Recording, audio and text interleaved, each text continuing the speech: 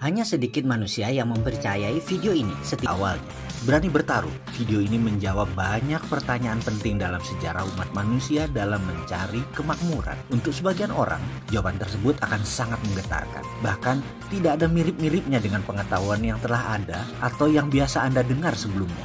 Video ini akan mengubah pandangan dan pemahaman Anda yang selama ini Anda dapatkan tentang materi dan kemakmuran. Saat ini, banyak dari kita yang sedang mengalami krisis kemakmuran, krisis kepercayaan, dan tertekan masalah ekonomi. Namun, jika dirunut lebih dalam lagi, semua itu terjadi karena pemahaman akan materialisme yang selama ini dipegang umat manusia bertolak belakang satu dengan yang lainnya. Tapi sesungguhnya, bisakah krisis keuangan dan kesulitan ekonomi itu dihentikan? Saya tahu bahwa Anda juga tahu bahwa jawabannya adalah bisa. Yang menjadi pertanyaan adalah apakah Anda tahu apa yang sebenarnya Anda inginkan? Tontonlah video ini lebih dari sekali. Saya juga mengajak Anda menonton dari awal hingga akhir. Kemudian mengulangnya per bagian. Kemudian buatlah catatan-catatan kecil di beberapa bagian. Ujilah, kebenaran yang sejati adalah kebenaran yang teruji, bukan? Saksikan video ini dengan santai, kemudian ulangi lagi. Anggap saya ada di samping Anda sebagai sahabat yang menemani Anda dan berbagi rahasia kecil kepada Anda. Tontonlah video ini dengan hati, tapi pastikan gunakan lebih dari satu hati. Hati-hati. Banyak informasi dalam kehidupan ini, terutama dalam mencari kemakmuran, menjadi tidak akurat setelah Anda menonton video ini. Tetapi garansi, pasti hasilnya lebih baik. Itulah jawaban mengapa dunia sekarang dalam bahaya yang sangat besar. Karena kemakmuran seakan tidak bisa dicapai oleh semua orang. Hanya segelintir orang yang kebetulan bernasib baik memperolehnya. Kembali pilihan ini ada pada kita. Siapkah Anda menulis sejarah hidup Anda? Kita mulai dengan otak sama, nasib beda. Ketika berbicara soal kemakmuran, prosperity conscious atau kesadaran kaya selalu menjadi hal pertama yang saya bahas adalah kata-kata. Ini menekankan bahwa cara kerja otak adalah pilihan. Jadi bagaimana Anda memprogram otak Anda untuk menjadi seorang yang kaya, Andalah yang menentukan. Artinya kaya itu pilihan. Siapa yang ingin mendapatkannya pasti dapat, karena kaya itu hak semua orang. Ini sekilas fakta tentang otak. Bangsa manapun di dunia, ukuran otaknya, baik ukuran panjang syarafnya, jumlah pengantar kimianya dalam otak, maupun sensornya, semuanya sama. Kecepatan kemampuan berpikir yang oleh sebagian orang disebut IQ juga tidak berbeda jauh. Intinya kemampuan menyimpan datanya juga sama. Jika manusia diibaratkan komputer, anggap saja otak itu hardware dan semuanya sama. Lalu di mana bedanya? Mengapa yang satu lebih sehat dari yang lain? Mengapa yang satu mudah tertawa, yang lain selalu sengsara? Mengapa yang satu mudah mendapat jodoh, yang lain selalu sendiri? Mengapa yang satu lebih cepat mendapatkan uang, yang lain tetap saja miskin? Ada sebuah fakta, jika saya menyebutkan 375 nama orang, kemudian harta tersebut dari mereka digabungkan semua, nilainya sama dengan kekayaan 3 miliar manusia. Ya, 375 orang, kekayaan sama dengan kekayaan 3 miliar manusia. Di antaranya kita sebut Bill Gates, Donald Trump, Warren Buffett, Laxmi Mittal, Paul Allen, Mark Cuban, Jeff Bezos, Rupert Murdoch, dan saya bisa melanjutkan sampai 375 orang.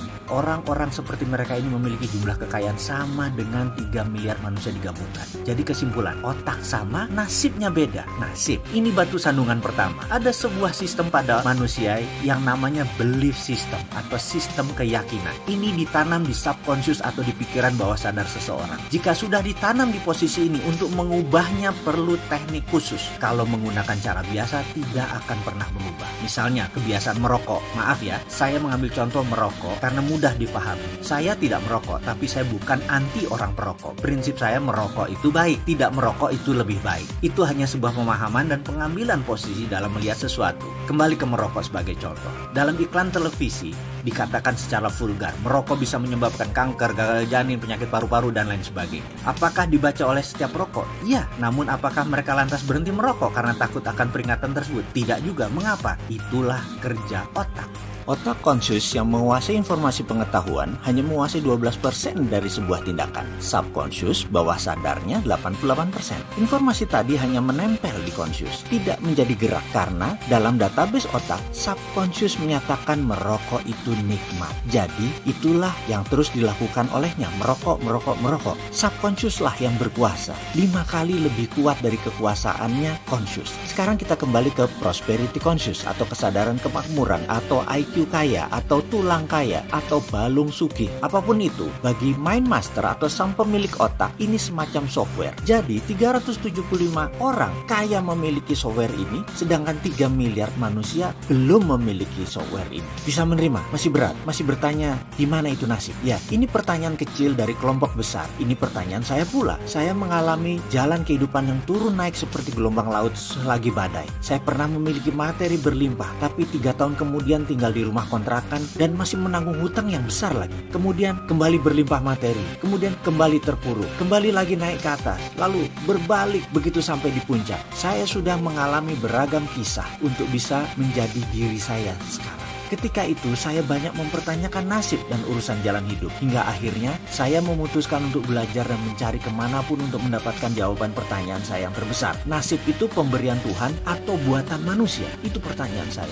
Saya tidak kaget jika pertanyaan itu membuat Anda memutuskan berhenti menonton video ini hingga di chapter ini. Karena belief system Anda menyatakan rezeki sudah ada yang mengatur. Sementara kalau diteruskan ternyata rezeki itu manusia yang mengatur. Yang selama ini kita kenal dan melaksanakan sesuai sistem Tuhan. Ini sungguh menyesakkan, bukan? Tapi kalau itu kebenaran yang terjadi, bagaimana? Izinkan kosongkan gelas Anda. Ke depan akan ada banyak hal yang menyesakkan dada Anda. Saya tetap akan melanjutkan kisah dalam video berikutnya untuk Anda sahabat semua. Karena saya tahu sekali, fakta bisa merubah kebenaran. Ya, kebenaran Anda akan ditantang ke batas ujung dengan fakta-fakta yang akan saya berikan. Beranikah Anda meneruskan video selanjutnya?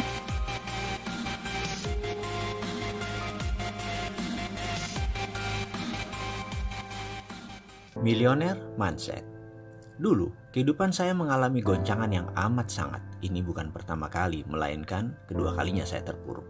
Tapi yang kedua ini sangat dahsyat. Seluruh harta saya hilang dan hutang saya menumpuk. Ketika itu saya masih memiliki beragam bisnis, tetapi dalam masa hampir bersamaan, shit happen alias kesialan beruntun terjadi dalam kehidupan saya. Money changer saya kecurian hingga 2 kali dalam 3 bulan. Kapal barge yang saya bertransaksi untuk mengirim barang ke Kelian Equatorial Mining di Kalimantan Timur karam. Asuransi tidak membayarnya. Pabrik kapur Hydrated Lime yang masih berhutang pada bank kena gempa di Cilengsi. Gempanya memang kecil, tapi meretakkan tungku utama yang harganya mahal. Traktor di kuari kapur meluncur tak terkendali menabrak silo pabrik. Asuransi juga tidak menggantinya. Ditambah lagi bank pembiayaan kami yaitu PDFCI ditutup BPPN di tengah krisis keuangan yang berkepanjangan kala itu. Harga bahan baku mendadak naik 200% yaitu harga gas. Perusahaan saya pun terpaksa file for bankruptcy. Semua musibah ini terjadi dalam kurun waktu 2 tahun yaitu tahun 1999 dan 2001. Kerugian tak tanggung-tanggung. Mobil hilang semua, rumah 3 hilang semua. Masih berhutang 9 digit lagi. Setiap saat, setiap hari emosi saya memuncak. Makan keluarga, bayar sewa, uang sekolah anak membuat panik dan marah. Mau bekerja di mana? Kapan hutang terbayar? Bagaimana untuk hidup? Demikian segala hal itu berkecamuk di kepala saya. Dikejar debt collector, dikejar hukum, dikejar BPPN, dan juga dikejar teman investor yang marah dan kecewa dengan saya. Bayangkan betapa kusutnya situasi saya saat itu. Di tengah keputusasaan, siang itu saya langsung memandang langit dan bicara langsung kepada Allah Subhanahu wa Ta'ala, Tuhan yang saya percayai 100%. Saya katakan kepadanya bahwa saya putus asa dan hidup saya sudah diambang frustrasi. Saya marah sekali kepada semuanya. Saya menuduh kehidupan ini tidak adil. Saya merasa telah melaksanakan seluruh ajaran agama. Saya teringat betapa tertibnya saya puasa Senin Kemis selama 5 tahun. Saya tidak putus sholat malam. Selalu tahajud setiap malam. Jangankan peribadatan yang wajib-wajib, yang sunnah saya laksanakan semua. Hitungan zakat, hitungan sedekah, saya tidak 2,5% lagi. Saya mendirikan panti asuhan, mengelola 8 panti, menampung 400 anak yatim dalam kurun waktu 5 tahun kala itu. Itu semua saya laksanakan dengan tulus, dengan keindahan munajat. Namun, ketika kebangkrutan beruntun selama 2 tahun tanpa jeda, tanpa belas kasihan terjadi pada saya mempertanyakan, apa bukti ketaatan dengan kenyataan yang saya dapati? Jujur, saya marah kepada Tuhan. Waktu itu, saya protes, bahkan sempat muncul keraguan dalam hati saya mempertanyakan keadilan Tuhan. Saya bertanya kepadanya, mengapa musibah ini terjadi kepada saya? Apalagi yang kurang dari saya sehingga saya pantas menerima ini semua? Mengapa rasanya hidup ini kejam dan sadis sekali? Pertanyaan-pertanyaan itu terus berputar dalam diri saya. Akhirnya saya mulai menjauh dari Tuhan. Jangankan sunnah, yang wajib pun mulai saya tinggalkan karena saya meragukan semua tentang ajaran kebenaran agama saya. Saya bertanya namun tidak ada jawaban. Saya kesal, saya murka. Permasalahan ekonomi ini akhirnya berimbas pada rumah tangga dan pernikahan pertama saya waktu itu. Istri saya kembali ke rumah mertua. Kemudian saat itu anak saya yang tertua demam panasnya 39 derajat Celcius dan sudah tidak gerak banyak. Adiknya pun mengalami hal yang sama. Mereka masih balita berumur 4 tahun dan 2 tahun. Listrik di rumah padam. PLN tidak mampu bayar. Tidak ada makanan, tidak ada uang di tangan. Dan setiap saat ada telepon isinya penagih hutang-hutang saya. Saya berutang pada lebih dari 5 institusi keuangan, lebih dari 60 individu. Dari utang yang berjumlah hanya 1 juta hingga miliaran rupiah. Puncaknya suatu hari saya ditelepon oleh seorang pemberi hutang yang mungkin sudah muak dengan saya. Dengan kasar dia bilang akan mendatangi rumah saya sore ini dan dia akan tagih dengan apapun resikonya. Kalau tidak bayar dia akan paksa. Gaya bicaranya sudah seperti preman. Tumpah darah pun dia siap katanya. Saya tidak ada pilihan, hanya bisa melakukan satu hal. Saya bertahan habis-habisan, saya asah pisau. Saya sudah tidak sanggup lagi dan bersiap untuk kemungkinan terburuk. Kalau memang orang itu menantang bertumpah darah, terpaksa saya lawan. Saat itu rasanya saya siap membantai orang. Saya sudah tidak peduli lagi apa yang akan terjadi. Saya sudah tidak punya apa-apa, bahkan harga diri pun saya tidak punya. Saya siap mati. Kedua anak saya yang demam membujur lemas di lantai beralaskan hanya bed cover. Bukan tempat tidur, udah dijual tempat tidurnya. Yang satu minum dari botol air tajin, air beras. Yang satu hanya diam dengan botol air mineral yang tidak diminumnya. Saya hanya menatap kosong. Ke dokter tidak bisa, tidak ada jalan lain saya menuju ke dokter. Karena itulah, begitu ada yang menantang harga diri saya sudah tidak punya apa-apa lagi. Saya siap jiwa raga. Dia yang menagih, kalau datang mencari ribut, saya bunuh. Itu pikiran laknat yang sempat terlintas dalam benak saya. Saat itu saya berpikir, toh dia orang rantau, keluarganya tak ada yang tahu, teman pun tak banyak. Kalau saya terpaksa bunuh dia, saya kubur di halaman belakang. Tidak ada yang tahu juga, rasanya saya benar-benar sudah dirasuki dajjal. Saya kumpulkan barang-barang di sekitar saya dan saya pakai untuk membantai orang ini. Benda tajam, benda keras, benda panjang, semua saya siapkan. Saya umpetin di mana-mana. Saya tahu sekali bagaimana menggunakannya dan saya tahu sekali di mana sudut ruangan yang saya bisa pergunakan. Intinya saya panik aja segila-gilanya manusia. Tiba-tiba kering. Telepon rumah yang diblokir hanya bisa menerima panggilan berdering. Sementara saya hanya bisa melamun dengan kegamangan. Hingga dering kesekian saya baru tersadar. Mungkin ini si penagih utang itu lagi, pikir saya. Dengan gusar saya pun angkat telepon. Halo, demikian saya berkata dengan kasar. Di seberang sana ada suara lembut menjawab. Assalamualaikum mas. Saya mengenali sekali suara ini adalah suara Pak Ali, pimpinan Yayasan Husnul Khotimah yang kemudian dikenal dengan Rumah Yatim Indonesia, panti asuhan yang kami bangun bersama. Saya pun terhenyak dan menjawab dengan nada lemas. Waalaikumsalam Pak Ali. Kemudian dia melanjutkan, mas, saya telepon 3 kali kok nggak diangkat, lagi sibuk ya, kata Pak Ali dengan logat lamongannya yang khas. Maaf Pak Ali, saya sedang ada kesibukan, apa kabar? Sahut saya dengan mengatur nafas, menahan emosi. Mas, dengar-dengar sedang ada masalah ya, istri pergi, anak sakit, rumah dan isinya sudah dijual semua, listrik putus, apa benar mas? Tanyanya dengan serius. Dengan berat hati saya menjawab, iya benar Pak Ali. Mbok, kalau ada masalah begini saya diceritakan mas, kata Pak Ali kemudian. Saya tertegun mendengar kalimatnya. Kemudian dia melanjutkan, mas, walaupun kita miskin, yayasan kita ada pegang uang dikit. Kalau mas butuh nih ada 3 juta, pakai aja dulu mas. Mas berhak kok, sudah 5 tahun mas membangun yayasan ini. Kalau ada masalah seperti ini, mas punya hak untuk memakai dan meminjamnya. Saya ke rumah ya sekarang, terus bawa anak-anak ke dokter. Saya yang antar. Nyes. Rasanya saat itu bara di hati saya seakan tersiram satu ember es batu. Saya tertegun, terduduk dan menangis terseduh. Saya tidak kuasa menahan getaran di dada. Rasa haru, rasa malu, ada rasa senang, kesal, semua jadi satu. Dengkul saya keduanya di lantai. Tangan saya masih memegang kelewang, pedang pendek. Sesaat kemudian saya buang jauh. Yang ada hanya diri saya tersungkur bersujud. Saya salah ya Allah, saya salah. Batin saya memohon tobat. Saya tersungkur di sajadah tua yang tepat ada di samping saya. Tak lama kemudian selagi saya terduduk menatap langit di bawah pohon kelapa di teras belakang rumah, terdengar suara bariton mengucapkan salam. Assalamualaikum, sapanya. Saya pikir Pak Ali, rupanya bukan.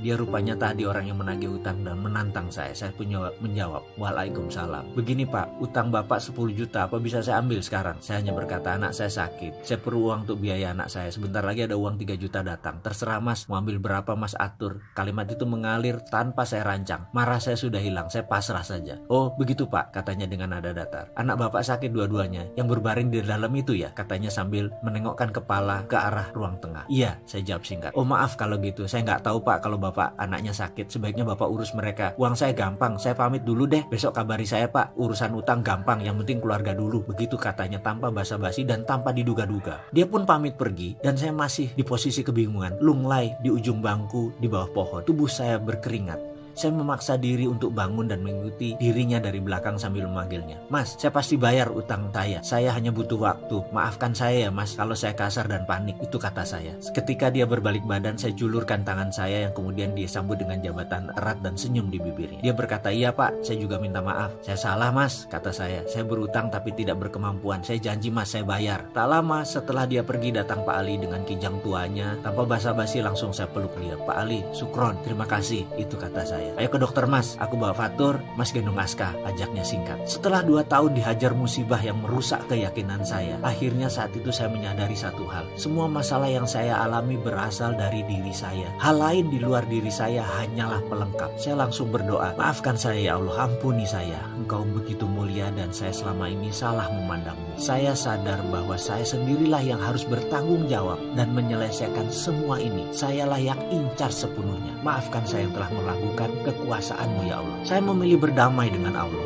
Saya memilih memulai sesuatu dengan kesadaran penuh untuk mengubah nasib saya, menulis ulang sejarah hidup saya. Saya mendapatkan semacam pemahaman baru bahwa cara berpikir selama ini tidak bekerja dengan benar. Buktinya saya rugi, buktinya saya bangkrut, buktinya semua orang menjauh. Akhirnya saya harus merubah cara pikir saya. Itu ada dalam benak saya. Saya harus berubah. Saya harus kemana dan bagaimana saya mengubahnya? Itu pertanyaannya. Berkali-kali saya bertanya dalam diri saya. Tak lama setelah menjual rumah, saya pindah ke rumah kontrakan yang sempit. Suatu sore, tetangga rumah kontrakan saya pulang kantor. Kaca mobilnya terbuka separuh. Dia rupanya ingin membuang sesuatu, mungkin sampah. Agaknya dia tidak melihat saya berdiri di sisi jalan tersebut. Mungkin karena maghrib pencahayaannya mulai samar. Mungkin juga dia tidak fokus karena mengumpulkan barang yang akan dibuang. Bruk, tiba-tiba segumpal kertas jatuh tepat di kaki saya. Entah mengapa saya tergerak memungutnya dengan tulisan yang berwarna merah mengkilat. Setelah saya membuka lipatannya, saya membaca kertas tersebut, ternyata brosur Millionaire Mindset Training di Australia. Saya merasa aneh dan terkejut. Inikah jawaban doa yang saya panjat? Saya berdiri termenung. Rupanya tetangga saya tadi baru sadar bahwa sampah yang dibuang tadi jatuh di depan saya. Dia pun menghampiri saya. "Mas, maaf sekali, saya nggak lihat," katanya kikuk. "Loh nggak apa-apa, aku kan hanya ngelamun. Nggak ngeh, aku baru ngeh pas ngeliat brosur itu," kata saya basa-basi sambil menunjukkan lembaran tersebut. "Iya, tadi saya dari kantor, tapi sepertinya nggak mungkin saya ke sana. Bukannya nggak butuh jadi orang kaya, tapi harganya itu loh. Seminggu di sana 30 juta. Mending buat modal," katanya mengurai. Saya hanya mengangguk-mengangguk sambil tersenyum. "Saya pamit Pak Sarif," kata saya. "Iya Pak, maaf ya, tadi benar-benar nggak sengaja," katanya sungguh-sungguh. "Nggak apa-apa bos, santai aja," jawab saya kemudian. Setelah itu, saya langsung sibuk berpikir, di mana saya cari uang 30 juta? Belum lagi uang untuk sanggup keluarga di rumah sementara saya pergi. Yang jelas saya sudah tekad untuk berubah. Saya bertekad untuk berubah dan melihat ini sebagai solusinya. Saya percaya itu. Singkat cerita, harta terakhir saya yaitu motor Tiger, mesin jahit, dan beberapa barang keluarga saya jual. Saya nekat terbang ke negeri Kangguru. Saya menginginkan ilmu tersebut. Saya pun berangkat untuk mengikuti Millionaire Mindset Training di sana dengan harapan bisa menerapkan untuk memperbaiki kondisi hidup saya. Kira-kira sebulan setelah kembali dari pelatihan selama 7 hari tersebut, ternyata tidak ada perubahan apa-apa dalam perjalanan kehidupan saya. Saya masih menganggap bahwa apa yang saya pelajari itu aneh dan gak kena di logika. Mek ngono tok, apa iyo? Itu saya berkali-kali bilang, masa begitu sih? Emang gitu? Itu saya selalu membatin. Memang benar, saya meragukan dan saya menganalisa, mencoba mengurai maksud dari pelatihan tersebut. Tapi saya lelah, keadaan saya begitu-begitu saja. Saya belum bisa dapat uang lagi, saya belum bisa melunasi tunggakan hutang. Saya belum bisa merubah nasib saya. Apakah saya harus belajar lagi? Saya mencoba mengingat mundur pengalaman hidup saya. Semua itu terjadi di usia 28 tahun. Benar, saya merasa seakan berjalan di jalan bebas hambatan. Semua mudah, semua gampang. Pada saat itu saya bahkan menggampangi proses. Namun saat ini justru proseslah merupakan hal yang paling saya hormati. Barulah sejak di usia 28 tahunan kehidupan saya mengalami pasang surut yang luar biasa. Baik dari masalah pribadi, masalah spiritual, ketuhanan, masalah rumah tangga, masalah parenting, masalah keuangan. Dikala saya berpikir laut itu berair tenang, saya memilih mengangkat jangkar dan mengembangkan layar ke sebuah tujuan yang pasti, yaitu ingin sukses. Dengan tujuan yang hanya satu arah, yaitu ke depan. Sebuah kesombongan yang saya bayar sangat mahal, sangat melelahkan, penuh duka, air mata, dan keringat. Ternyata laut di depan tidak semanis gelombang di pantai. Di dalam perjalanan ombak besar, angin kencang, bahan bakar kurang, sumber daya terbatas. Satu hal yang saya lupa, saya tidak bawa kompas penunjuk arah. Dalam artian, saya mengarungi samudera tanpa ilmu, tanpa petunjuk, tanpa pembimbing. Mentang-mentang saya punya glory from the past, kisah sukses masa lalu. Saya merasa bisa melakukan apapun. Bayangin, di usia 26 tahun saya menjadi milioner. Milion-milion uang ada di kantor saya.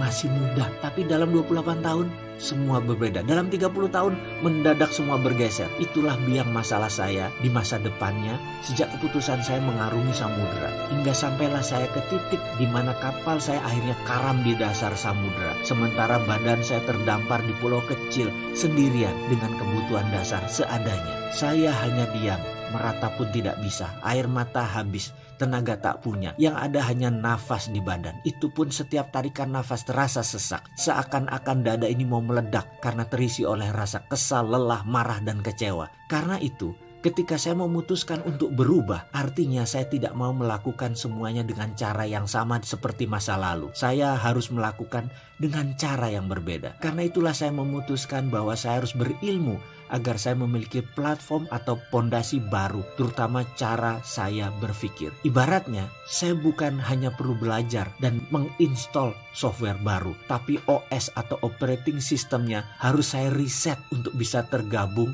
dan terhubung dengan software-software tersebut. Sederhananya begini, jika otak kita yang berkemampuan maha dahsyat ini adalah hardware pemberian Tuhan, softwarenya kita sendiri yang pasang. Sebut saja software sukses, software sehat, software bahagia, itu semua manusia yang install. Jadi hardwarenya memang pemberian Tuhan, tapi softwarenya manusia yang pasang. Mungkin banyak sahabat yang menonton video ini akan berkerut kening ketika saya membawa hal seperti ini, tapi coba saya berikan ilustrasi. Seorang anak yang hidupnya dikritik, dimarahi, ditekan, dipaksa, diharuskan, dibatasi, dilarang, dimaki, dan dihina akan membuat dirinya tumbuh sebagai pribadi yang peragu, pemarah, dan pendendam. Bandingkan dengan anak yang tumbuh dengan didorong, dipuji, disayangi, diperhatikan, didukung, dan dikelilingi suasana penuh canda tawa. Sang anak akan memiliki platform hidup lebih ringan, lebih fun, banyak senyum, dan vibrasi dirinya disukai orang. Yang saya maksud di sini adalah software seseorang diinstal oleh orang tuanya, oleh lingkungan sekitarnya, dan tentu saja software yang buruk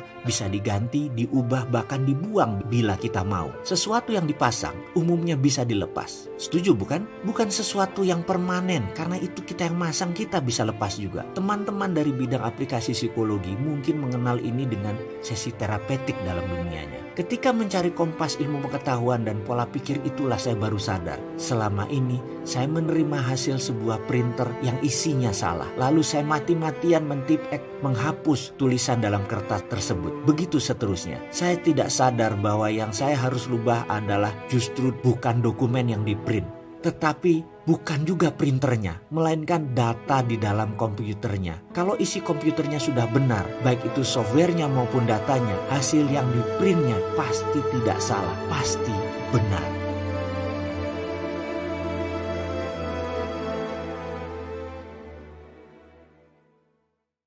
Lepaskan beban yang tak perlu. Suatu hari, Yudi, mitra bisnis saya di Money Changer, menelpon. "Bro, sorry nih, kita bisa ketemuan nggak?" Katanya dengan suara bergetar. Saya kenal sekali suara orang ketika sedang panik. Saya pun mengiyakan, walaupun itu hari Minggu dan masih suasana libur lebaran. Singkat kata, Yudi hadir di depan saya dan terlihat bingung. Setelah mengatur nafas yang terburu-buru, akhirnya dia memberanikan diri mulai bicara. "Begini bos, saya kemarin transaksi dolar di bank sebanyak $100.000. Ternyata kita ketipu, duit tersebut dibawa kabur. Dia mengurai pelan-pelan. Saya terhenyak kaget mendapatkan berita itu. Namun saya berusaha tetap tenang dan membiarkan dia melanjutkan ceritanya. Begini, ada seorang nelpon saya minta $100.000. Harga di suasana lebaran kan gak jelas, jadi saya kasih harga tinggi. Dia mau loh, ini untung besar buat kita. Lalu saya janjian di bank di daerah Pondok Indah. Kebetulan ada 2 bank asing bersebelahan. Dia bilang rupiahnya ada di bank satunya, yang dolarnya nanti dimasukkan ke bank sebelahnya. Lalu dia meminta uang dolar yang saya bawa untuk dihitung. Setelah dihitung benar 100.000. Dia meminta temannya untuk jalan menemani saya ke bank sebelah untuk mengambil rupiahnya. Entah bagaimana saya memang bodoh. Uang dolarnya sudah saya berikan ke dia. Lalu ketika saya hendak mengambil rupiah, tahu-tahu temannya kabur. Saya berusaha mengejar, tapi saya teringat bahwa dia nggak pegang apa-apa. Yang pegang dolar ya temannya di bank satunya tadi. Kisahnya sambil menenangkan detak jantungnya yang galau. Saya tak banyak berpikir. Yang saya fokuskan hanya bagaimana uang tersebut bisa kembali. Yang saya minta tentunya dia bertanggung jawab. Dia berkata, saya bertanggung jawab. Saya akan cari sana sini, dan kalau nggak bisa juga ya saya pinjam orang tua saya. Kata-kata tersebut membuat saya tenang. Saya tahu ayahnya memiliki kemampuan untuk angka tersebut. Namun di kepala saya terbersit kemungkinan yang berat terlaksana. Masalah itu bukan uang saya. Dari perputaran uang tersebut ada lebih 60 orang yang mempercayai keuangannya dikelola oleh saya dalam money changer tersebut. Jadi saya rasa kehilangan uang tersebut harus saya laporkan. Tapi apakah kira-kira Yudi bisa membayar tanpa perlu saya melaporkan kejadian ini kepada pemilik? Saya optimis saya bisa selesaikan dengan cepat. Saya yakin Yudi berkomitmen dengan kata-katanya. Tahu nggak apa yang terjadi? Setelah itu Yudi hilang di telan bumi. Dia pergi tanpa tanggung jawab, menghilang. Kata orang dia pindah ke Sulawesi Tengah tanpa pesan. Tinggallah saya menahan marah tak terhingga. Saya harus menghadapi para pemilik modal dan pastinya saya harus bertanggung jawab mengembalikan uang mereka. Hal ini membuat hati saya terluka, kesal, kecewa, marah. Bukan saya yang berbuat, tapi saya yang harus menanggungnya. Belum lagi, ini hanyalah satu di antara puluhan peristiwa yang membuat saya jatuh bangkrut pada tahun itu. Ketika saya teringat Yudi, muka saya murka, wajah saya memerah, dan saya kecewa. Kemana mencari orang seperti begini? Dan kalaupun dia datang tapi nggak mau bayar atau tidak mau tanggung jawab, saya bisa apa? Dalam renungan saya melewati hari-hari di rumah, saya teringat kembali Yudi dan kembali saya marah. Namun ada pelajaran yang saya dapat di salah satu workshop. Katanya, jika saya masih memendam marah pada seseorang atau sesuatu, saya akan terkena looping, memutar di tempat dalam pikiran dan hati saya, dan tidak akan keluar sampai saya melepas hal tersebut dalam pikiran saya. Benar, saya harus melepas kemelut dalam pikiran. Tapi bagaimana saya melepasnya? Kalau saya ingat namanya aja saya marah. Pelajaran tentang prosperity conscious sangat jelas. Tidak boleh ada hal negatif atau berlawanan dengan kemakmuran, karena hal itu membuat konflik interest dalam pikiran. Otak manusia hanya bisa memikirkan satu hal. Jadi jika ada yang lain akan mengantri di belakang pikiran yang sedang difokuskan. Bagaimana uang bisa datang kalau yang di depan adalah kemarahan terhadap Yudi? Kalau mengikuti materi prosperity conscious, saya harus memaafkan Yudi. Ya, sekali lagi, memaafkan, mencintai, dan mendoakan dirinya sukses selalu. Ini pelajaran gila menurut saya. Saya harus mengasihi sampai benar-benar tulus kepada orang yang melukai diri saya. Ego saya mengatakan saya tidak akan pernah bisa memaafkan pengecut ini. Tapi di sisi lain batin saya mengatakan saya ingin hidup damai dan penuh kemudahan. Untungnya saya bukan orang yang rumit. Untungnya saya bukan orang yang senang susah. Saya lebih baik berdamai dengan diri sendiri. Poinnya begini, bayangkan saya di hadapan Anda. Lalu saya meminta Anda mengangkat kedua belah tangan Anda, telapaknya menengadah ke atas. Di tangan saya ada satu buah bolpen dan satu buah ponsel. Bolpen saya letakkan di tangan kiri Anda. Ponsel saya letakkan di tangan kanan Anda. Dan kemudian saya akan bertanya kepada Anda sahabat, mana yang lebih berat? Anda pasti mengatakan ponsel di tangan kanan yang lebih berat. Lalu saya angkat ponsel tersebut dan saya letakkan di meja. Bolpen masih di tangan kiri Anda. Lalu saya bertanya sekali lagi kepada Anda sahabat, bolpen ini ringan kan daripada ponsel? Anda pasti jawab benar. Lalu saya akan bertanya, bagaimana jika bolpen di tangan kiri ini Anda pegang 5 jam ke depan? Apakah bisa? Tentu Anda akan bilang, berat menahan bolpen selama 5 jam di tangan. Pertanyaan saya adalah, yang berat itu bolpennya atau lamanya? Anda pasti menjawab lamanya. Nah, inilah yang saya maksud dengan masalah saya tadi. Jika saya menggenggam terus kemarahan dengan Yudi, maka semakin diulang semakin memberat. Semakin lama saya pegang semakin berat. Saat itu juga saya memutuskan untuk menjalankan apa yang saya pelajari, yaitu forgiving of others. Saya memutuskan untuk mencintai Yudi dengan tulus dan utuh. Saya bawa dalam doa. Setiap saat saya teringat Yudi, saya doakan dia. Saya lupakan semua peristiwa yang telah dia lakukan. Saya lupa berapa lama pertama saya melakukannya. Saya hanya ingat yang ada hanya ketulusan. Saya sudah mengikhlaskan semuanya. Suatu hari ada telepon di ujung jauh. Waktu itu belum ada handphone, masih handphone rumah. Handphone rumah berbunyi. Ternyata Yudi menghubungi saya. Dia meminta saya menyempatkan waktu bertemu ayahnya yang sedang sekarat di rumah sakit di bilangan Cempaka Putih, Jakarta. Saya mendengar keseriusan suaranya dan saya pun setuju mengunjungi ayahnya yang kala itu di ICU. Saya kenal ayahnya dan saya heran ayahnya minta saya datang. Yudi kemudian menjemput saya dan mengawali dengan basa-basi singkat. Kami pun menuju rumah sakit. Dalam perjalanan, Yudi cerita bahwa ayahnya bertanya apakah Yudi punya masalah. Yudi pun menceritakan peristiwa tertipunya uang money changers waktu itu, yang kemudian dia kabur. Ternyata ayahnya berkata kepada Yudi, kalau kamu tidak melunasi kewajiban tersebut, kamu tidak saya anggap anak. Demikian ayahnya berkata dalam keadaan sakitnya di ICU. Karena itu Yudi memutuskan untuk membawa saya menghadap ayahnya di malam itu. Saya datang di hadapan ayahnya yang hanya bisa dihadiri orang terbatas. Saya berdiri tepat di samping sang ayah. Saya dengar Yudi berkata lirih, "Pak, saya janji akan melunasi utang saya kepada Wowi. Ini Wowi sudah hadir di samping Papa. Mohon maafin saya, Pak." Kemudian dia berpaling ke saya. "Maafin saya, Wi. Saya janji akan melunasi utang semuanya." Suaranya yang terbata-bata dan perlahan itu ternyata bisa membuat sang ayah terbangun. Wajahnya tersenyum tulus, dipegangnya kepala Yudi dan dia mengangguk pelan. "Ya anakku, iya," katanya. Lalu dia mengangkat wajahnya ke atas dan Allahu Akbar, dia mengatakan sebuah kata yang ternyata itu adalah kata-kata terakhir karena dia menghembuskan nafas terakhirnya di hadapan saya dan Yudi. "Saya lemas." Yudi tersungkur. Tak lama kemudian seluruh tim medis dan keluarga mengambil alih suasana. Saya menatap Yudi yang terdiam, kemudian saya tertunduk. Ya Allah, inilah kekuatan melepas. Inilah kekuatan rilis. Terima kasih.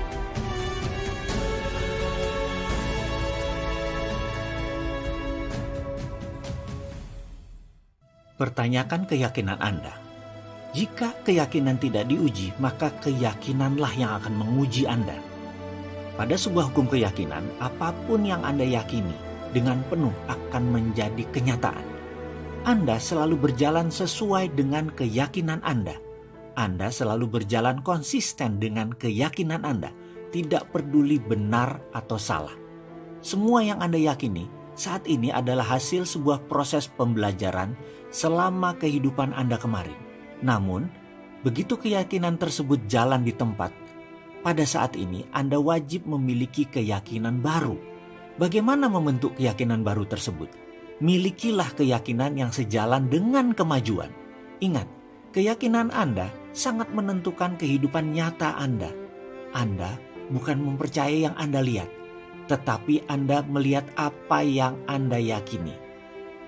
Dan ketahuilah, keyakinan yang paling berbahaya adalah kepercayaan yang membatasi diri atau self-limiting belief. Ini adalah jenis keyakinan terhadap diri Anda, terhadap potensi Anda yang menghambat Anda. Banyaknya keyakinan seperti ini adalah keyakinan yang Anda terima tanpa melihat kebenarannya. Hanya kumpulan pemikiran orang sekitar Anda yang Anda angguk. Misalnya ada sebuah situasi lalu Anda bilang, "Ya itu kan hanya untuk orang kaya bukan untuk kita." Atau, "Ngapain sukses atau kaya kalau nggak bahagia? Hidup kan yang penting bahagia." Atau Anda menyatakan begini, "Ini informasi apaan sih? Paling sama aja ngajarin ilmu tapi susah dipraktekin." Perhatikan 3 kalimat tersebut. Pernyataan pertama membuktikan bahwa dalam pikiran Anda memilih berjarak dengan kekayaan, berjarak dengan kesuksesan. Anda memilih diri Anda tidak layak untuk sukses. Pernyataan kedua, Anda memilih berpikir bahwa kaya atau miskin tidak penting. Yang penting bahagia. Anda berpikir bahwa kaya itu merepotkan, bahwa kaya itu menjadi ancaman. Namun, dalam kondisi tidak kaya, Anda akan sering digoda dengan kenyamanan orang kaya, sehingga kekesalan Anda memuncak atas usaha mencari kebahagiaan yang tersandung-sandung. Pernyataan ketiga, Anda menyatakan lelah atas banyaknya peluang yang mendatangi Anda karena permintaan Anda untuk sukses, tetapi Anda tidak mencapainya. Artinya, Anda menolak untuk sukses. Dalam benak Anda, sukses itu susah, jadi lebih baik stop belajar. Jika Anda benar yakin bahwa Anda memang tidak mampu dalam bidang mencari kemakmuran, mencari kesuksesan, dan menghasilkan uang banyak, kepercayaan ini benar dalam kehidupan Anda. Saya berani jujur, mengatakan, karena dulu saya berpikir seperti itu, sehingga saya memutuskan untuk merubahnya. Dan setelah saya belajar, melalui terseok-seok dan jalan susah, saya harap saya bisa berbagi pelajaran pengalaman hidup ini untuk Anda bahwa ternyata ada cara mudah.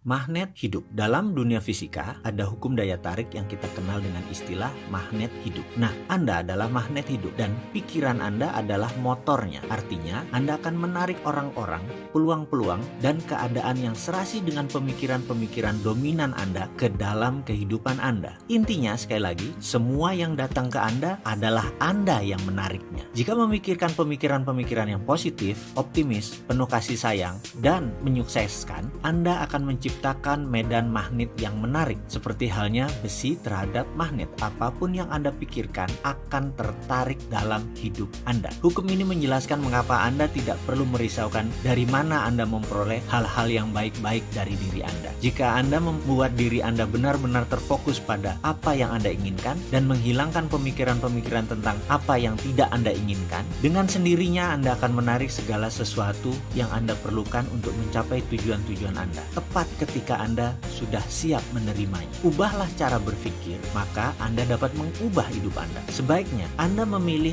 dan memilah pikiran-pikiran tersebut. Orang-orang yang berhasil adalah mereka yang berpikir dengan lebih efektif dibandingkan mereka yang tidak berhasil. Mereka menghadapi kehidupan mereka, hubungan-hubungan mereka dengan orang lain, tujuan-tujuan hidup mereka, masalah-masalah mereka, dan pengalaman-pengalaman mereka dengan cara berbeda dengan orang lain. Mereka menaburkan bibit lebih baik dan sebagai akibatnya akan menuai kehidupan yang lebih baik pula. Jika belajar bagaimana cara berpikir dan bertindak layaknya orang sukses, orang yang lebih bahagia, dan orang yang lebih makmur, Anda akan dengan segera dapat menikmati kehidupan serupa dengan kehidupan mereka. Ketika sudah mampu mengubah cara berpikir, Anda akan dapat mengubah kehidupan Anda. Caranya bagaimana? Caranya dengan melakukan ketidakmungkinan yang disegerakan. Seperti yang sudah kita bahas sebelumnya, dalam dunia komputer, kita mengenal istilah hardware dan software. Otak kita, tubuh kita adalah hardware, sementara cara kita berpikir adalah software. Software itu terbagi dua, ada OS atau operating system dan ada aplikasi. Misalnya operating systemnya adalah Microsoft Windows, aplikasinya adalah Adobe Photoshop. Maka kita bisa menggunakan software tersebut untuk mengubah-ubah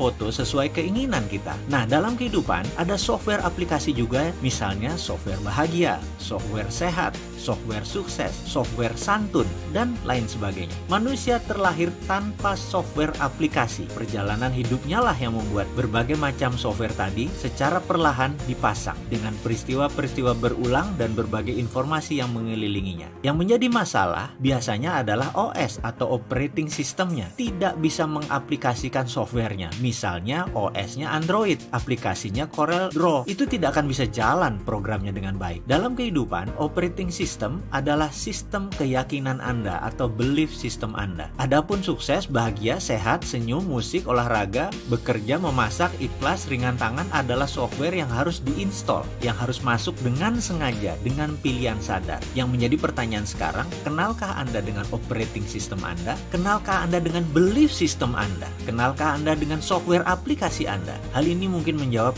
banyak pertanyaan pribadi. Kok saya sudah ikut workshop motivasi tapi nggak berubah apa-apa sih? Kok saya sudah sering ikut pengajian dan taklim, ternyata saya juga nggak bisa ikhlas tuh. Kok saya sudah belajar dari buku The Secret, Rhonda Byrne, tetap aja nggak pengaruh apa-apa. Kok saya sudah banyak ikut pelatihan malah jadi bingung sih? Mari kita lihat ke dalam diri kita sebentar. Jangan-jangan bukan aplikasinya yang salah, tetapi operating system kita yang tidak cocok. Persiapkan diri Anda untuk masuk lebih dalam guna mempelajari millionaire mindset dan prosperity conscious ini. Apa yang selanjutnya akan Anda lalui bukanlah hal yang tidak sengaja. Ini bagi sebagian orang adalah ketidakmungkinan yang disegerakan. Bagi sebagian orang lainnya, ini adalah jawaban yang dicari.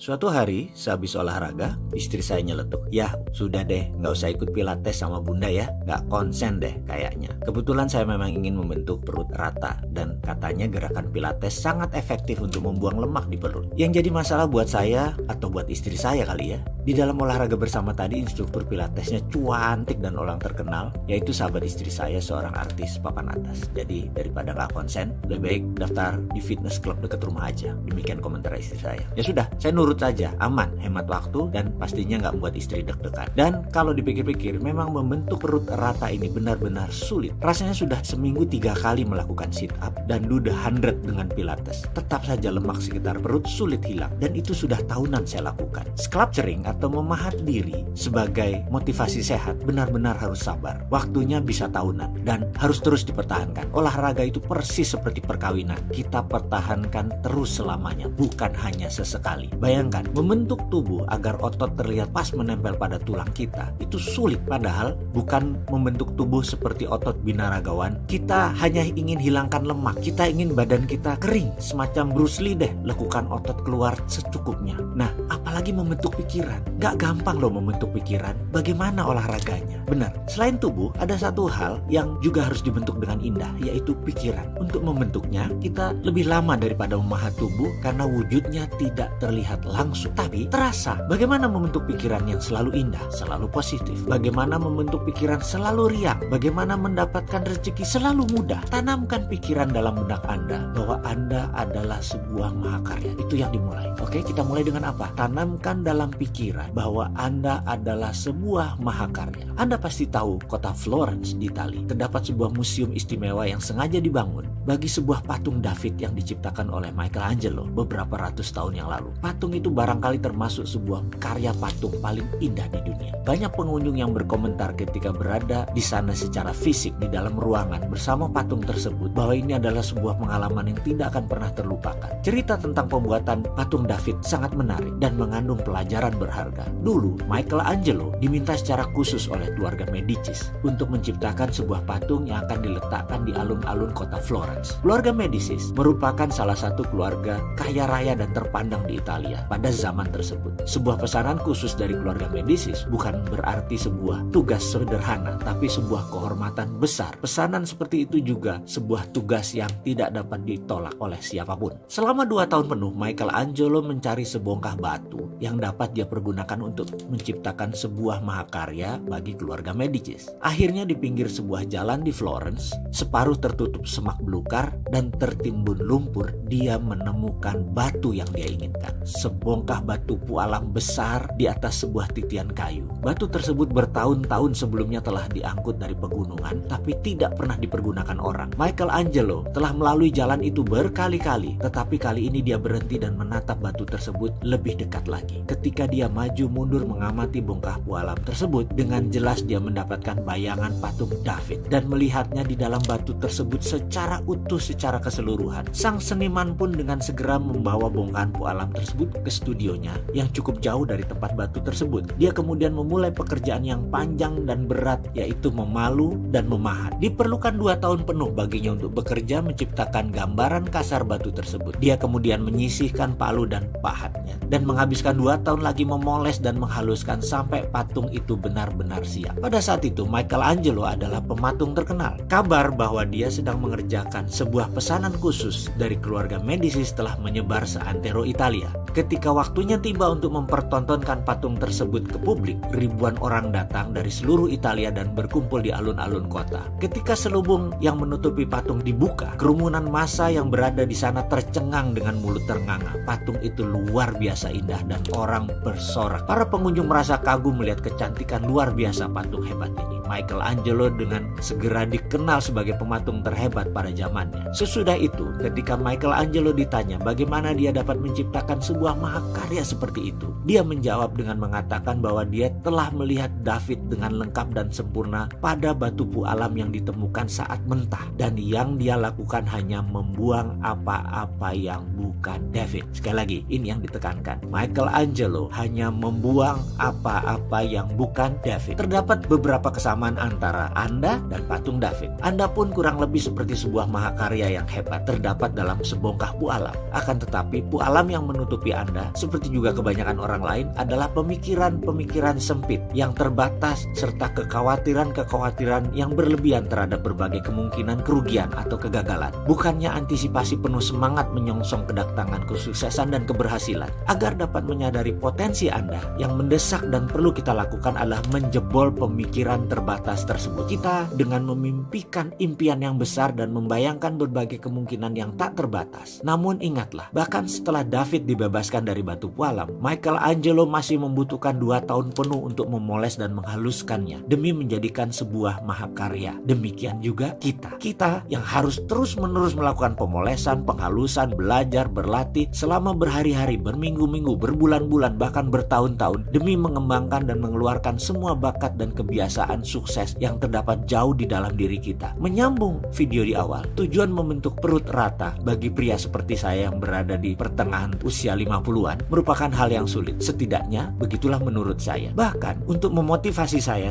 selalu mengatakan memasang target mirip dengan mereka yang seusia saya namun memiliki badan yang fit. Mereka itu adalah seperti Tom Cruise, Brad Pitt, Shah Rukh Khan. Mereka seumur dengan saya dan mereka idola saya. Aneh memang, menurut pendapat beberapa teman, saya memasang foto-foto mereka hanya untuk memotivasi, hanya untuk membentuk tubuh saya. Demikian juga foto-foto orang-orang sukses yang kaya, yang sejahtera, yang hidupnya lebih bahagia, yang hidupnya lebih soleh, itu pun terpampang banyak di rumah saya demi membuat pikiran saya seperti mereka. Itu adalah cara memotivasi diri agar rajin olahraga dan agar rajin membentuk efek pikiran yang sehat. Untuk memahat tubuh, untuk memahat pikiran, semua memerlukan motivasi. Lalu bagaimana agar pikiran lebih cepat terbentuk? Saksikan video berikutnya.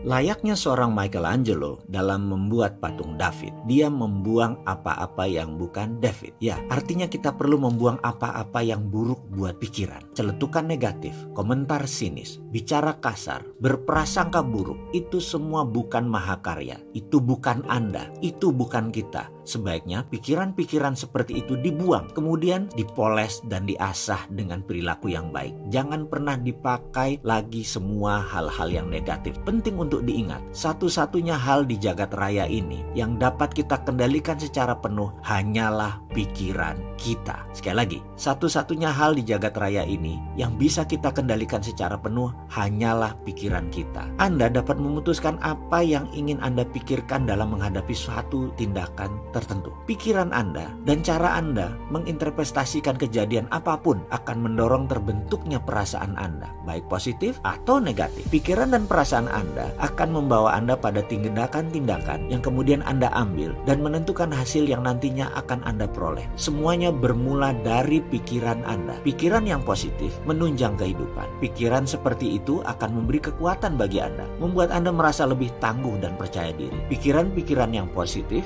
bukan hanya sebuah ide yang bersifat memotivasi. Pikiran seperti ini juga memiliki efek-efek konstruktif yang besarnya dapat diukur terhadap kepribadian Anda, terhadap kesehatan Anda, terhadap tingkat spirit energi Anda, dan kreativitas Anda. Semakin positif dan optimis Anda, semakin bahagia Anda dalam setiap aspek kehidupan. Pikiran-pikiran yang negatif akan mendatangkan hasil sebaliknya. Pikiran-pikiran seperti ini akan menekan dan membuat Anda merasa lebih lemah, kurang percaya diri. Kapanpun Anda berpikir atau mengatakan sesuatu yang negatif, Anda sebenarnya sedang melemahkan kekuatan Anda sendiri. Anda merasa marah, Anda defensif, Anda point finger, menunjuk, Anda frustrasi, Anda blame, menuduh, Anda accuse, Anda denial, Anda menyangkal, Anda tidak bahagia. Lambat laun, pemikiran yang negatif akan membuat Anda sakit secara fisik, bahkan dapat meracuni hubungan-hubungan Anda dengan orang lain. Berbeda dengan pikiran positif yang akan memberikan Anda kesehatan mental dan prestasi puncak. Pikiran negatif menimbulkan penyakit mental, menurunkan efektivitas. Oleh karena itu, jika ingin mendapatkan kehidupan yang indah, Anda harus mengarahkan sasaran-sasaran Anda pada penanaman berbagai emosi positif dalam diri dan membuang jauh-jauh emosi negatif. Penghapusan emosi negatif adalah salah satu langkah yang sangat penting yang dapat Anda lakukan demi mendapatkan kesehatan, kebahagiaan, dan kesejahteraan pribadi. Setiap kali Anda memegang kendali penuh atas pikiran dan perasaan Anda. Sekali lagi, Anda memegang kendali penuh atas pikiran dan perasaan Anda, serta disiplin diri agar tetap memelihara pikiran-pikiran dan perasaan-perasaan yang positif. Kualitas hidup Anda, baik mental maupun fisik, akan meningkat. Ketiadaan emosi negatif akan membuat pikiran Anda secara otomatis terisi emosi-emosi yang positif, yang menghasilkan perasaan bahagia dan puas. Putuskan sekarang bahwa Anda memilih apa yang Anda ingin pikirkan. Hukum substansi mengatakan otak Anda hanya mempunyai cukup ruang bagi satu pikiran setiap kalinya, baik itu positif atau negatif. Anda dapat mengganti sebuah pikiran negatif dengan sebuah pikiran positif kapanpun Anda mau. Anda dapat mengaplikasikan hukum ini dengan berpikir tentang sesuatu yang positif secara sengaja. Setiap kali Anda ingin menghapus sebuah pikiran atau perasaan yang membuat Anda marah atau bahagia, pilihlah sebuah peristiwa yang membuat Anda bahagia dan langsung pada saat itu juga Anda berubah menjadi positif. Hukum kebiasaan mengatakan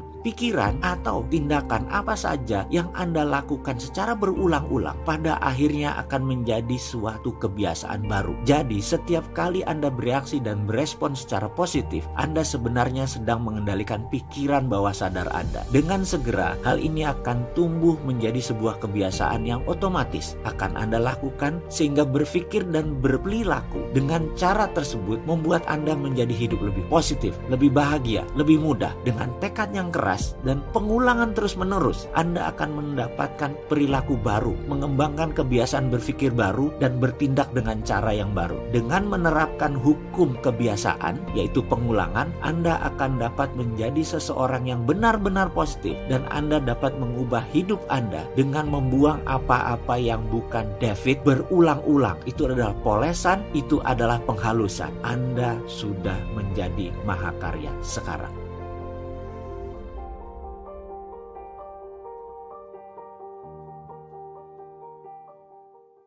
Anda tercipta untuk sukses. Secara keseluruhan, Anda adalah makhluk manusia yang terlahir sempurna. Setiap orang pada dasarnya baik dan diberi hak untuk menjadi lebih baik, berhak mendapat kesuksesan dan kebahagiaan. Begitu pula Anda. Anda berhak memperoleh hubungan dengan pasangan yang berbahagia, kesehatan yang sempurna. Anda berhak untuk memperoleh pekerjaan yang layak dan kehidupan berkecukupan dengan limpahan finansial. Ini semua hak asasi Anda. Semuanya adalah paket yang Anda sudah miliki sejak awal. Anda diciptakan untuk mendapatkan kesuksesan. Anda didesain memiliki self-esteem atau rasa percaya diri.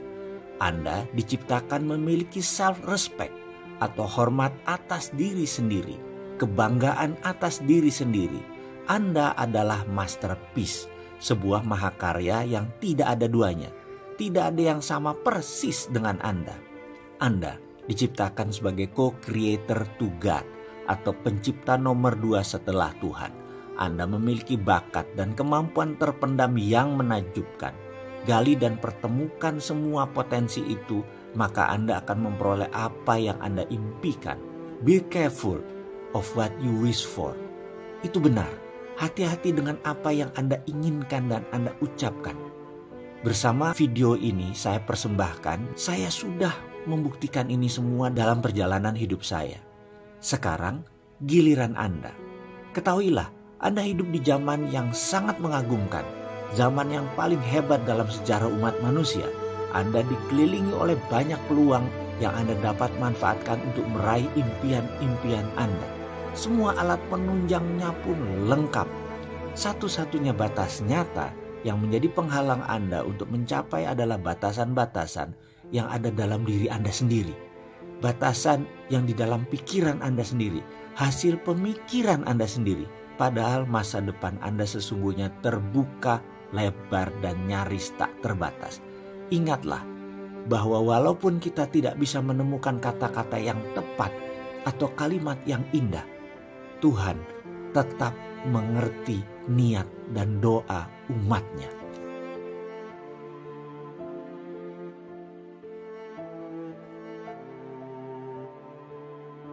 Pikiran itu mencipta. Kita pasti sering mendengar kalimat hati-hati dalam berkata. hati-hati dalam berpikir. Ya, tetapi perkataan tersebut lebih mudah diucapkan dan didengarkan daripada benar-benar dikerjakan. Kita semua pasti tahu bahwa mind is creating atau pikiran itu mencipta. Seperti apa maksud kalimat tersebut? Ilustrasinya begini. Pernah nggak Anda suatu hari tengah dalam perjalanan menyetir mobil atau sedang mengendarai motor, lalu Anda menyadari bahwa dompet Anda, SIM Anda tertinggal di rumah. Lalu Anda panik dan dalam hati mengucap, wah, jangan-jangan ketangkap polisi nih. Selang beberapa lama di lampu merah, polisi datang mendekati Anda dan menanyakan SIM Anda. Bayangkan. Atau pernahkah suatu hari Anda berkata dalam hati, alamat dan nomor telepon teman-teman semua tercatat di handphone ini. Kalau handphone ini hilang, gawat nih. Ternyata selang beberapa hari setelah Anda mengucap tersebut, handphone Anda benar-benar hilang. Atau mungkin suatu hari Anda berkata dalam hati,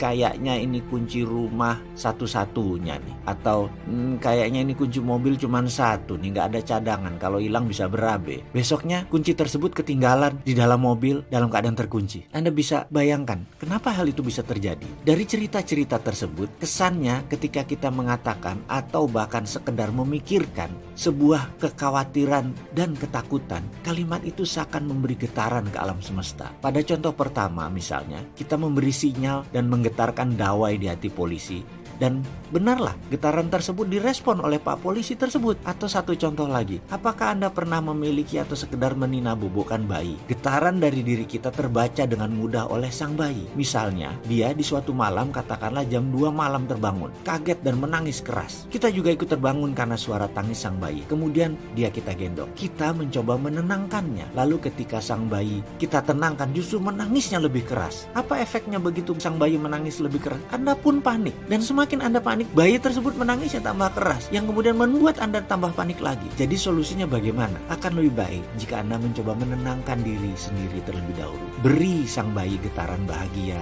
getaran damai, dan Anda kendalikan diri Anda. Dia nanti membaca suasana hati damai tersebut. Jadi ketika Anda damai, dia merespon damai. Kendalikan semuanya. Andalah pengendali sejati jalan hidup Anda. Lalu lihat apa reaksi sang bayi setelah getaran Anda tenang dan damai. Pasti tangisannya mereda karena dia terinduksi getaran damai Anda tadi. Dan kembali dia tidur nyenyak karena getaran Anda tadi melindungi dia. Percayakah Anda bahwa getaran dawai Anda tadi menarik apapun yang Anda pikirkan dan yang Anda inginkan?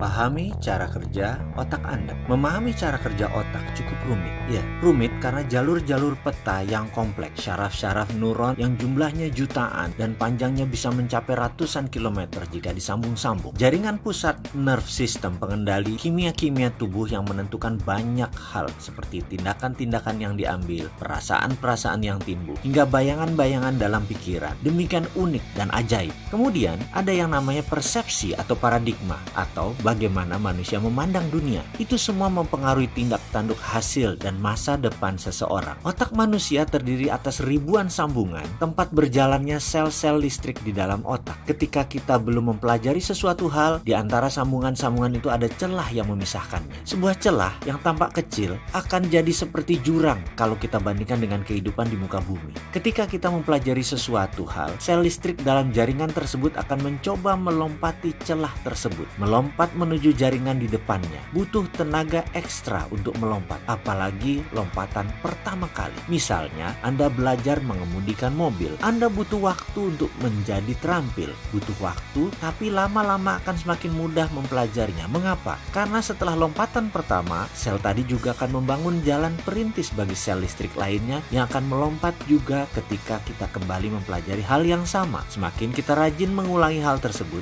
jalan perintis tadi semakin lama semakin baik dan pada akhirnya menjadi kokoh. Celah tadi pun tertutup dan terciptalah sesuatu sambungan baru. Saat itu kita telah berhasil menjadi keterampilan dalam hal yang berulang kali kita pelajari dan kita lakukan. Mengapa? Karena sel-sel listrik otak tak perlu lagi melompat menyeberangi celah. Jembatan telah kokoh berdiri. Itulah mengapa orang yang awalnya tidak bisa kemudian belajar dengan keras akhirnya mulai terbiasa. Lama-lama malah menjadi terampil apabila ia terus belajar di bidang yang sama, dia pun akan menjadi ahli di bidang tersebut karena ia telah membangun jembatan yang kokoh hingga sel-sel listrik di otaknya bisa berjalan dengan mudah. Celah tersebut dikenal dengan istilah synapse gaps atau RAS, Reticular Activating System. Inilah yang menjembatani pikiran atas sadar dan pikiran bawah sadar. Sesuatu yang di dalam pikiran bawah sadarlah yang menjalani hidup kita dalam wujud tindakan dan pengalaman. Semua terjadi di otak kanan, pengalaman, memori, dan rasa. Bagaimana kalau informasi, tulisan,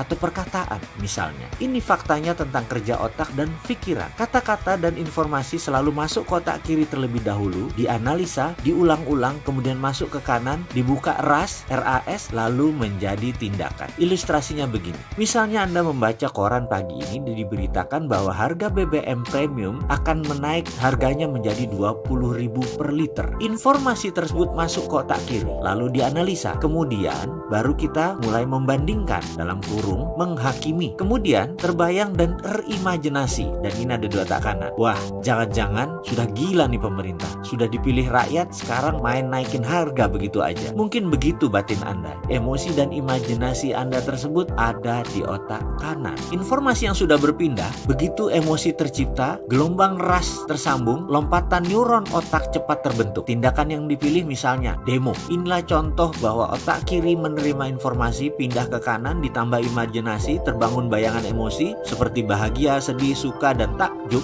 misalnya, maka RAS terbuka menjadi nilai baru dalam pikiran dan landasan atas sebuah perbuatan terjadi. Contoh lain, bayangkan jika Anda adalah seorang yang memiliki tabungan di bank 10 miliar, lalu Anda membaca informasi bahwa harga premium tadi menjadi 20.000 per liter. Maka informasi tetap masuk ke otak kiri dan dianalisa. Karena Anda tahu hal itu tidak mempengaruhi ekonomi Anda apapun, Anda masih punya uang banyak, Anda punya uang 10 miliar, Anda pun tidak membayangkan apa-apa. Data tidak pindah ke kanan secara ekstrim. Tentu tidak terjadi tindakan apapun. Sudah, Anda terus aja baca korannya. Anda orang kaya kok, tidak pengaruh harga 20.000 per liter bagi kendaraan Anda tentunya. Kembali ke contoh pertama. Perbedaan data peta otak membedakan tindakan. Jika seorang ibu rumah tangga menerima informasi bahwa harga premium menjadi 20.000 per liter, akan berbeda dengan seorang politikus lawan atau oposisi dari incumbent yang berkuasa. Atau seorang pedagang asongan menerima informasi naiknya harga BBM tadi, berbeda dengan buruh pabrik, berbeda dengan guru sekolah dasar, berbeda pula dengan para pemuda LSM. Disinilah indahnya hidup, disinilah seninya hidup. Suatu hari saya mengikuti sebuah workshop. Hari pertama 110 orang hadir dari 10 negara. Ada warga India, Australia, Filipina, Malaysia, Kamboja, Hong Kong, Jepang, Amerika, dan terakhir dari Irak. Saya satu-satunya dari Indonesia. Hari pertama perkenalan, masing-masing menceritakan jalan hidup mereka. Kami saling berbagi sedetil mungkin, serinci mungkin. Persis seperti film drama. Ceritanya seram-seram dan menegangkan.